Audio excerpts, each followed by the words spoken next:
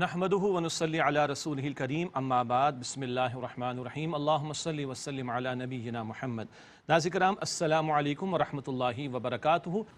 اب searching question کا انداز ہے، اللہ تعالیٰ کی نعمتوں کا بھی ذکر اور غور و فکر کی دعوت بھی۔ قل من رب السماوات والارض، اے نبی علیہ السلام پوچھئے آسمان و زمین کا رب کون ہے؟ قل اللہ، آپ فرما دیجئے اللہ۔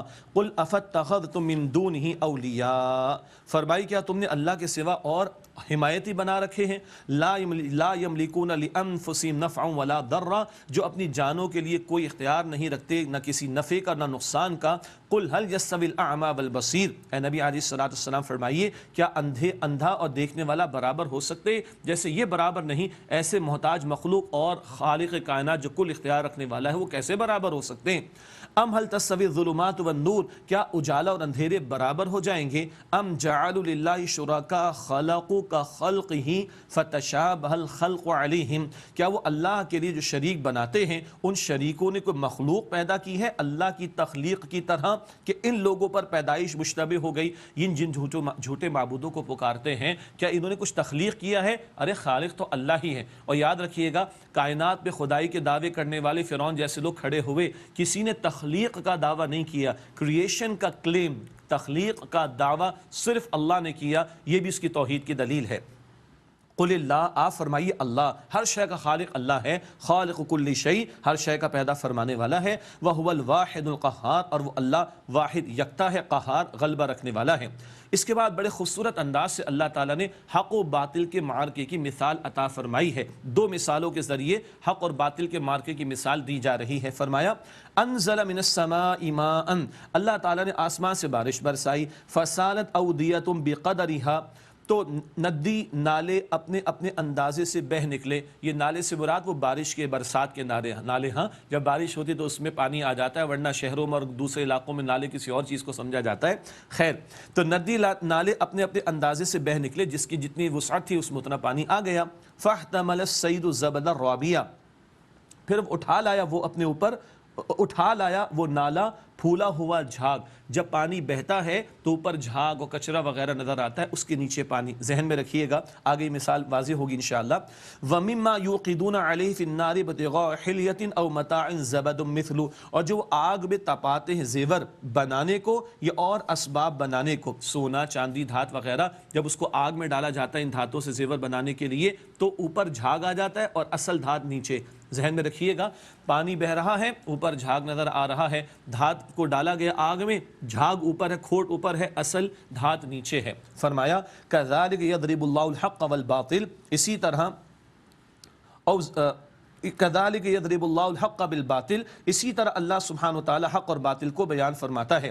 یہاں پہلے الفاظ تھے او متاع زبد مثلہ، اس میں بھی یعنی جو زیورات وغیرہ بناتے ہیں اسباب بنانے کو، اس میں بھی اس جیسا جھاگ ہوتا ہے، یعنی جیسے پانی کا جھاگ ایسے ہی جھاگ کس کا؟ ان دھاتوں کا بھی۔ یہ مثال اللہ بیان فرما رہے اسی طرح حق اور باطل کی۔ کیا مطلب؟ جیسے جھاگ نظر آتا ہے اور پانی نیچے، اور کھوٹ نظر آتا ہے، دھات نیچے، کئی مرتبہ باطل بڑھ چڑھ کر نظر آتا ہے اور حق دبا ہوا لگ رہا ہوتا ہے۔ آگے سنیے گا، فَأَمَّا الزَّبَدُ فَيَذْهَبُ جُفَاءً، تو جو جھاگ ہے وہ تو دور ہو جاتا ہے سوکھ کر، وہ تو اڑ کر ختم ہو جاتا ہے، تو پانی ہی رہ جائے گا اور دھات ہی رہ جائے گی جو کہ اصل ہے۔ وَأَمَّا مَا يَنْفَعُ النَّاسَ فَيَمْكُثُ فِي الْأَرْضِ، لیکن جو چیز لوگوں کو نفع پہنچاتی ہے وہ زمین میں ٹھہری رہتی ہے، دھات رہ جاتی ہے، کھوٹ اڑ جاتا ہے، پانی رہ جاتا ہے، جھاگ اڑ جاتا ہے۔ اسی طرح کیا ہوگا؟ باطل مٹ جائے گا، حق غالب آئے گا۔ اور یہ بھی یاد رکھنا چاہیے جھوٹ کے پاؤں نہیں ہوتے، وہ بیچارہ کسی حق کا ہی کچھ سہارا لے کر کھڑا ہوتا ہے، باطل کے اپنے کوئی پاؤں نہیں ہوتے، وہ حق میں سے کچھ تھوڑا بہت لے کر کھڑا رہنا چاہتا ہے مگر اس کو ثبات نہیں ہوتا، قرار نہیں ہوتا، بالآخر وہ جھاگ کی طرح اڑ جائے گا۔ لیکن یہ کب ہے؟ جب اہل حق اپنا حق پر ہونے کا ثبوت پیش کریں، اللہ پر توکل کر کے باطل کے مقابلے میں کھڑے ہوں گے تو باطل مٹے گا اور حق ہی جو فائدے مند ہے زمین والوں کے لیے وہ باقی رہے گا۔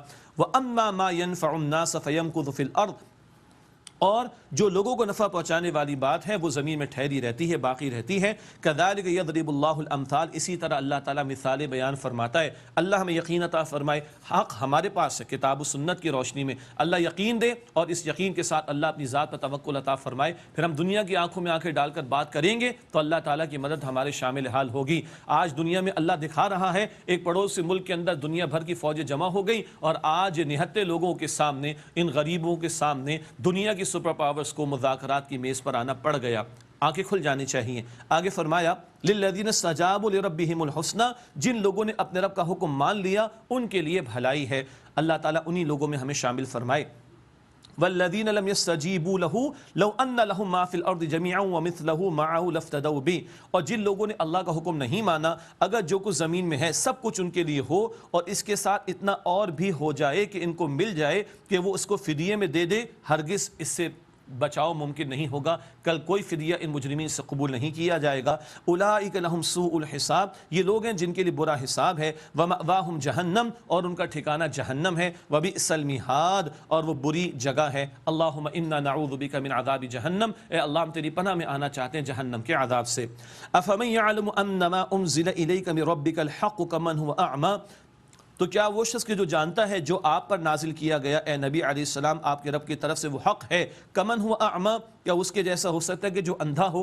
سوال ہی پیدا نہیں ہوتا۔ جس کو نور ہدایت مل گیا ایک وہ ہے، اور ایک گمراہی میں پڑا ہوا اندھا بنا ہوا ہے، یقیناً دونوں برابر نہیں ہو سکتے۔ انما یتذکر اولو الالباب، یقیناً عقل والے ہی نصیحت حاصل کرتے ہیں۔ کون ہے عقل والے، کون ہے نصیحت حاصل کرنے والے، اور کون ہے حق والے، اور کون ہے حق کا ساتھ دینے والے؟ کئی صفات اگلی آیات میں حق کا ساتھ دینے والوں کی آ رہی ہیں۔ ارشاد ہوا الذین یوفون بعہد اللہ، وہ کہ جو اللہ کا عہد پورا کرتے ہیں، اس کی بندگی کا عہد پورا کرتے ہیں۔ ولا ينقضون المیثاق، اور پختہ قول و اقرار کو توڑتے نہیں۔ اس کے رب ہونے کا اقرار کیا، اب اسی کو رب مان کر اس کی ماننے کی کوشش کرتے رہتے ہیں۔ اللہ انہی میں ہمیں شامل رکھے۔ والذین یسیرون ما امر اللہ بھی ان یوصل، اور وہ لوگ کے جوڑے رکھتے ہیں اسے جسے اللہ نے حکم دیا کہ اسے جوڑا جائے، یعنی صلہ رحمی کرنا۔ ویخشون ربہم ویخافون سوء الحساب، اور وہ اپنے رب سے ڈرتے ہیں اور برے حساب کا خوف کھاتے ہیں، نیک اعمال بھی کرتے اور کل کی پکڑ کا ان کو خوف بھی رہتا ہے۔